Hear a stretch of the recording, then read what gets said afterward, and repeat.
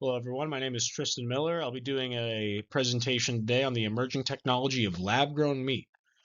Uh, I really think, as the title says, this may be the future of food. Let's get into it.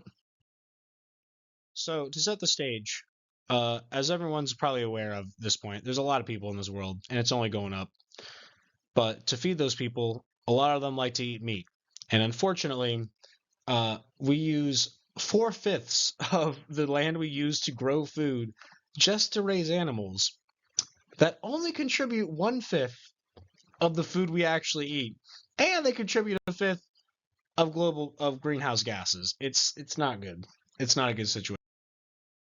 So how do we make meat more efficient to meet this growing population? Well, it starts from taking cells from an animal. Stem cells. If you're familiar, you would know that stem cells, when they're introduced into an environment with another cell, they turn into that kind of cell. But left alone, you can just propagate them, and that's how people can heal some of their injured organ or even bone tissue. In this case, what you do is you basically take stem cells from a cow, in this example, propagate them, then introduce them into the environment of some, for lack of a better term, ground beef cells, and bada bing, you've got a ton of ground beef cells. So that's how that works. So when it comes to breaking into the meat industry, like these guys are trying to do, that comes with several challenges. First off, supply. And that was the first issue they had to overcome.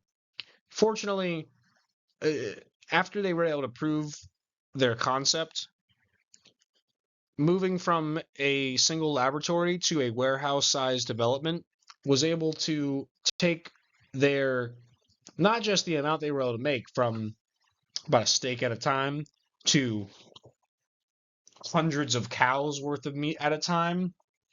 Not just that, but also naturally, as with anything, buy in bulk, right? Costco. Uh, Making it on a large scale decrease the cost, not just the scale, but also emerging, just getting better at the technology, made it go from 300 grand to make half a pound of this stuff to under $10. Clearly economic. This stuff could be sold to Burger King at that price. On top of that, they needed to get over the fact that they used veal blood to culture the cells, but fortunately, they were able to find a synthetic kind of vegetable developed uh, solution that worked. And on top of that, how do you sell it to people? People eat hot dogs, but they're not going to get those hot dogs. So a little bit of texture engineering, as they call it, to make it kind of feel and look a little bit more like actual meat.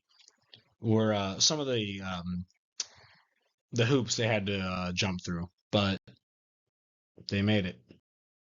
So naturally, you could already imagine, you can kind of infer these results, but a 20th of the land, a fourth or a fifth of the water utilized to make this food. No more animals, a lot less animals farting, frankly, less methane. No antibiotics necessary in your food to keep the animals growing right. No killing animals. It's a safer and more sustainable protein source. There's no risk of diseases in lab grown meat, etc. There's a number of companies that are working on this across the world. You'll see that, the FDA and our country approved cultivated chicken a couple of years ago. Something to go in on your own time, frankly, if you're interested. If you're someone who's into stocks, this might be a great area to look into because the market estimate is insane right now. And I mean, with the rise of things like bioprinting and AI, it's like this is just becoming more and more feasible. And I think this is really going to blow up soon. So ultimately, I think this is a technology that, I'm not 100% is going to be the future, but I would be very surprised if it's not. I think this is the kind of thing that really might affect every aspect of our lives in the upcoming years, and it would be worth your attention. Thank you.